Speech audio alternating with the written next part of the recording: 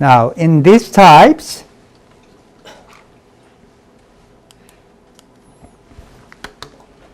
the president and the legislature are separately elected, as in presidential system. So there is a presidential election and there are legislative elections. So looking at this aspect of semi-presidential system, it looks presidential system, or looks like presidential system, but the president also has the power to dissolve the legislature, as in the parliamentary system. Now, in a pure presidential system, president cannot dissolve the parliament, right? But in a semi-presidential system, president does have power to dissolve the parliament, as in parliamentary system. And also, in these systems, the president may appoint the cabinet, as under presidentialism, right? In a presidential system, president usually selects his or her ministers. And you can do that in a semi-presidential system, but subject to dismissal by the legislature, as under presidentialism. So even though president has power to appoint the cabinet, parliament has the power to get rid of the cabinet. Okay? So that's the mixture of presidentialism and parliamentarism. Right? As I mentioned, things are not that clear-cut. So even among semi-presidential systems, not everything is the same, right?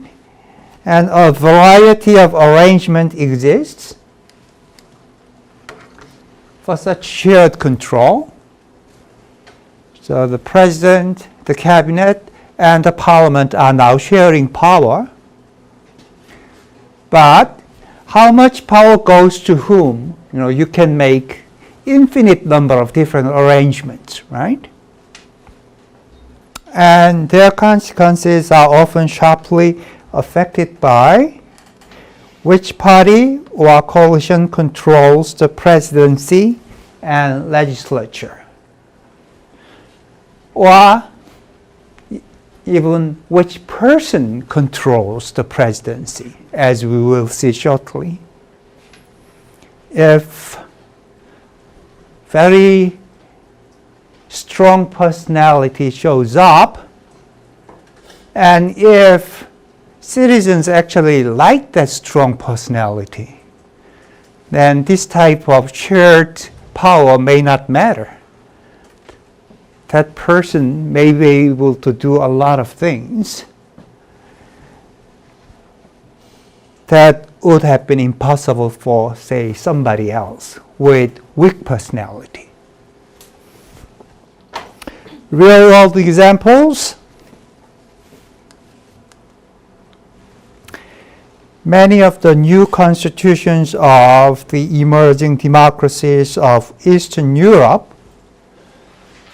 now in late 1980s and early 90s, most of the communist governments collapsed in Eastern Europe, and they were replaced by non-communist, say, and sort of semi-democratic regimes.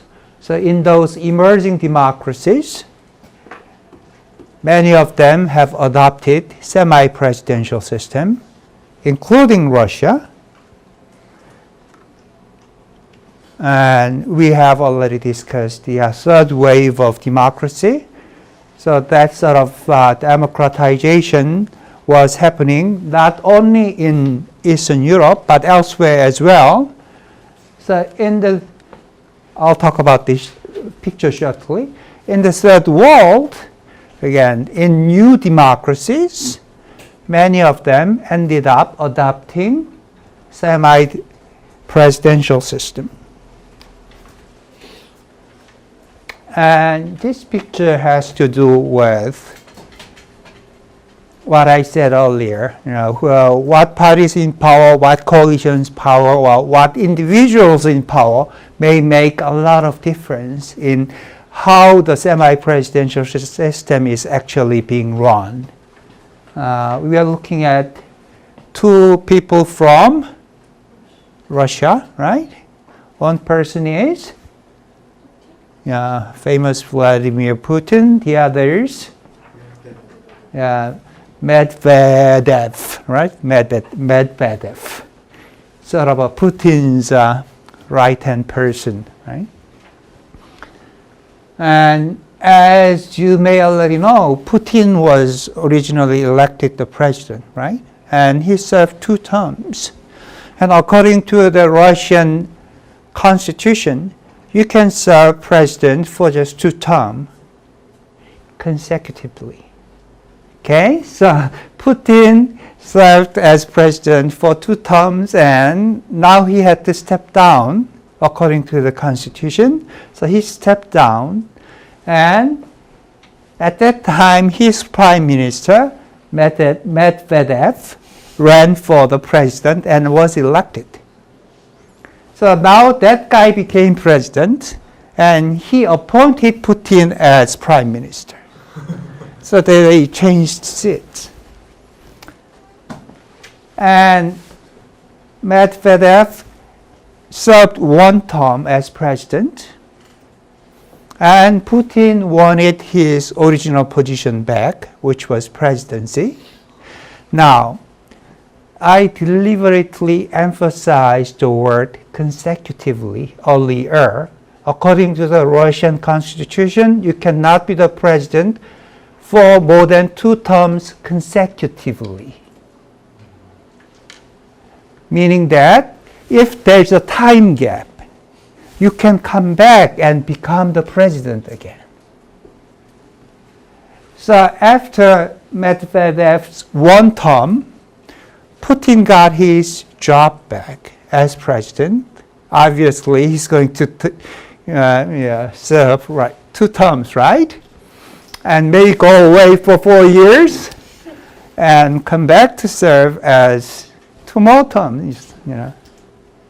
This is possible because Putin is a popular figure in Russia. People like him. So whenever he runs, people vote for him, right? So maybe Russians like a strong leader, and Putin is a strong leader, right? To show his stamina and energy, he fights these judo fights with dozens of people at the same time, right? I don't know if you've seen that sort of videos on TV. Although my feeling is that whoever's fighting Putin, they were supposed to lose, right? Anyway,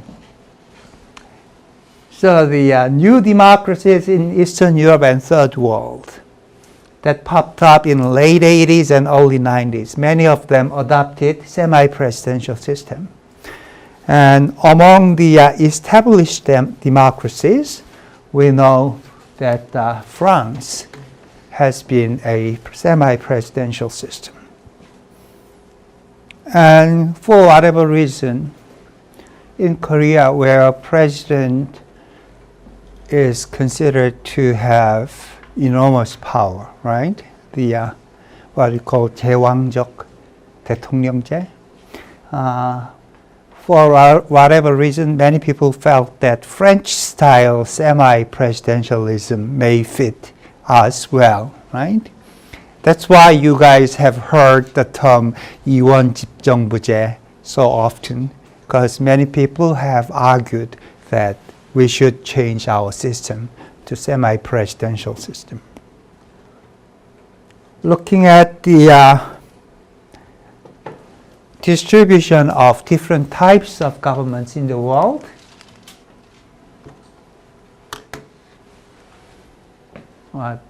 Countries with the darkest color, whatever the color is, the darkest color, are parliamentary systems. So what you see is that so-called Western democracies, among Western democracies, or established democracies, most of them are parliamentary systems. Most of the Western democracies are parliamentary systems, including Japan. So American system turns out to be an exception rather than the rule. So among the Western democracies, US system is one of the few presidential systems. Okay? And also looking at the color, now look at the somewhat less dark gray area. And presidential system has been pretty much American phenomenon. Here by American, I'm not talking about the country of the USA, but American continent. Both North and South America have presidential systems. Right? Well, except the Canada up there, which has a parliamentary system. Some new democracies in Russia, Eastern Europe, and Africa seem to have semi-presidential systems. And we can ignore the white countries. Those are non-democracies. So world is split among presidential system, semi-presidential system, and the parliamentary system. Okay, now we are done with the dimension of political institutions number 4, the separation of powers. Now is the time to ask questions. Wow! Microphone. Yeah, the women in the back. Yeah, you get to ask first.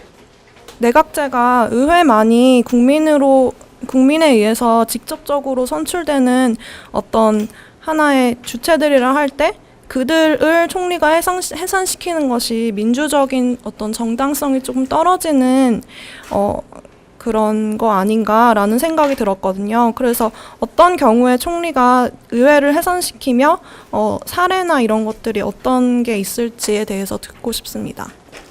Well, first of all, if the Prime Minister abused the power of dissolving the Parliament, once you dissolve the Parliament, there is no Parliament, there is no members of the Parliament, meaning what? There's got to be new elections to elect the members of new Parliament. And it is obvious to everyone that the Prime Minister is abusing his or her power. The chances are Prime Minister's party will lose lots of seats in the elections anyway.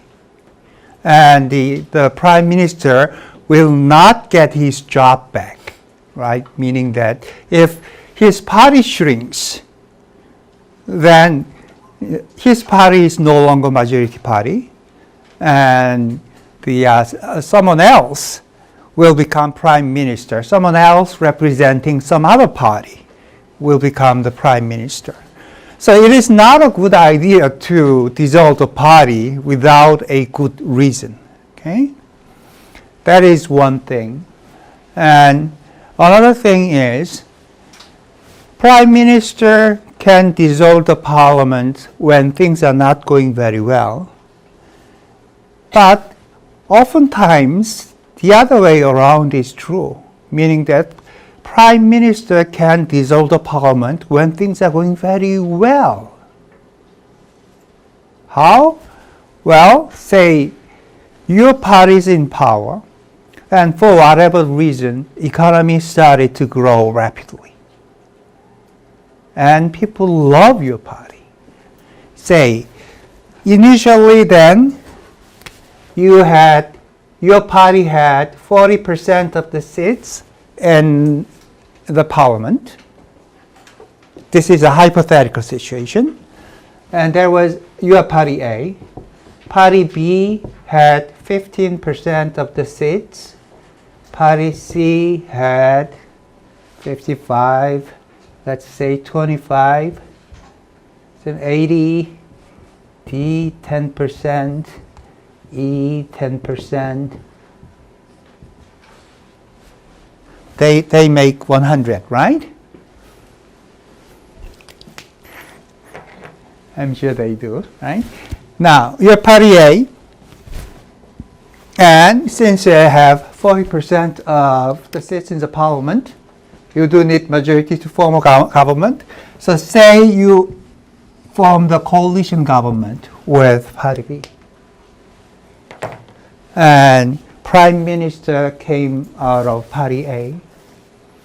And say, as I mentioned, in the middle of your reign, economy is growing very fast, and people love your party. People love you as a prime minister.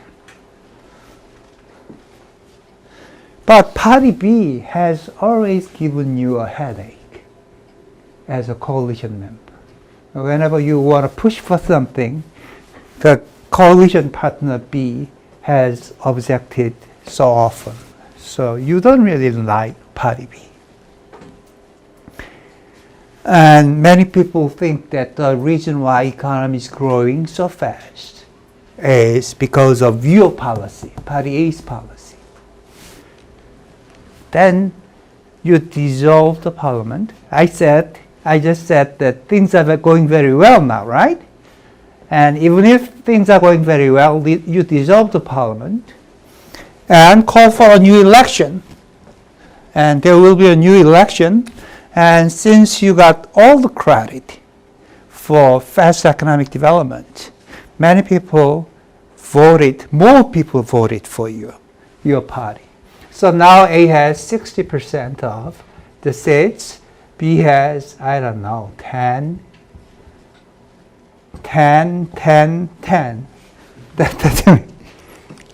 Then what? Now you can form a single party government without B, right? And now you have a lot more people elected. Your party has a lot more people elected as members of parliament, right? So these things have been a strategic thing, okay? You may think that the prime ministers dissolve the parliament only when parliament, hassles you, things are not going well. That does happen. But oftentimes, you dissolve the parliament when things are going well to get more power, more seats. Okay? And in the country like Japan, where one party controlled the parliament for so long, the Liberal Democratic Party, between 1955 and 1992, so that's like half a century. Then what happens is that the faction develops within your party. Gepa develops within your party. And whenever a prime minister feels that your faction is becoming strong, you dissolve the parliament and call for a new election. And what happens is that if the things are going well and your faction is really getting stronger, your faction becomes larger after the election. Okay? So this type of political game is going on in parliamentary systems. Okay? So there are hundreds of reasons to dissolve a parliament. And if your reason is not good and undemocratic, voters will punish you anyway. Okay? I hope that answered your question. There were so many others. Yeah. Go ahead. 전에 수업하실 때 그 선거 제도가 파리 시스템에 영향을, 뭔가 어느 정도 경향성이 있다고 듀베르제의 법칙? 어쨌든 그렇게 배웠던 것 같은데요. 그러면 정당 시스템이 이렇게 프레지덴셜 시스템이나 아니면 의원 내각제에도 어떤 경향성을 보이는지가 궁금하거든요. 왜냐하면 아까 그 캐비닛이 의회 다수 정당에서 나온다고 하셨잖아요. 근데 제 생각에는 만약 그게 양당제가 아니라 다당제라면 좀 힘들지 않을까 그런 생각을 해봤거든요. 그래서 그런 의미에서 파리 시스템과 의원 내각제, 대통령제 사이 어떤 경향성이 있는지 궁금합니다. Okay, there is remember, there is a difference here. Divergence law tells us the causal relationship, right? Something that we are very interested in.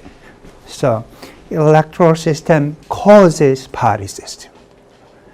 Here, what sort of system that you choose between presidential and parliamentary is not determined by what sort of parties that you have. It's an arbitrary, not arbitrary, but the human decision to choose, say, parliamentary system or presidential system.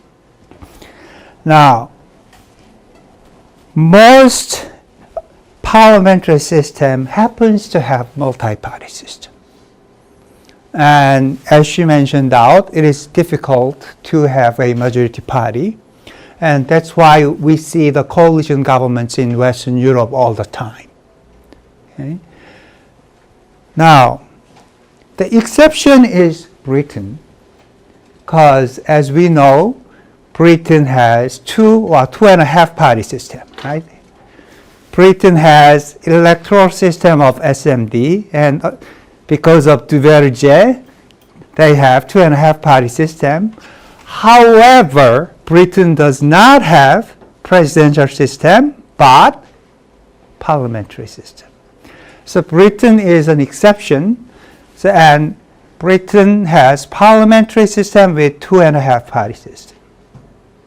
And as we will find out probably next week, many people, especially many political scientists, have praised British system.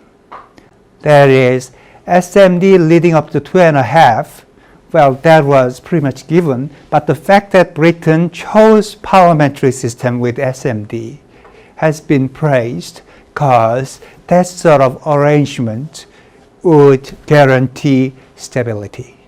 That is, by exaggerating winning margin of the largest party. The thing is that to some people that's a good thing. That is, exaggerating winning margin is a good thing because it's going to give legitimacy to the governing party. But to a losing side or to a third party, that's not a good thing. It's an unfair thing, right? Because the fact that largest party's winning margin is being exaggerated means you are losing your share, right? So the term there that is commonly used is disproportionality. That is, the election result is very disproportional, not only in Britain, but in any country that uses SMD system.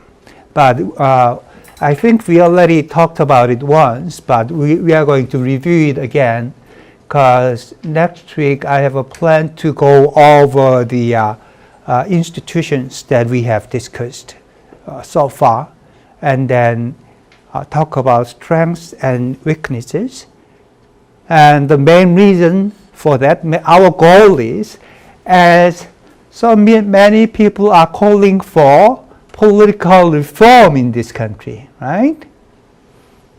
Yeah, and famous professor also called for a political reform, and he'll be running on 24th of this month, right? So many people are talking about political reform, and political reform usually means institutional change. So then we can have a discussion about is there a better combination of different types of institutions, which is different from current combination, which can function better in Korea. Okay?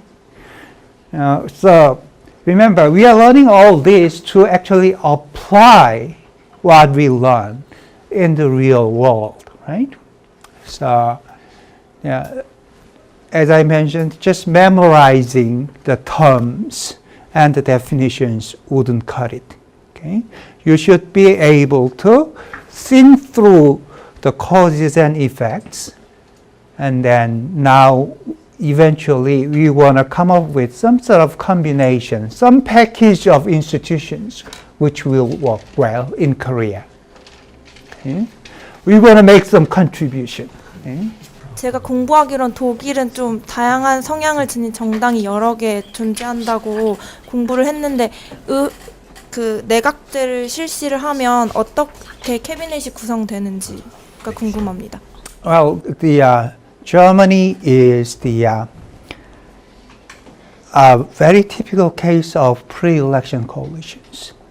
So usually there's a Christian Democratic Party on the right-hand side and Liberal Democrats on the left-hand side, but they usually don't get majority of the seats in the parliament, Bundestag. So there are many small parties, and they always have small coalition partners.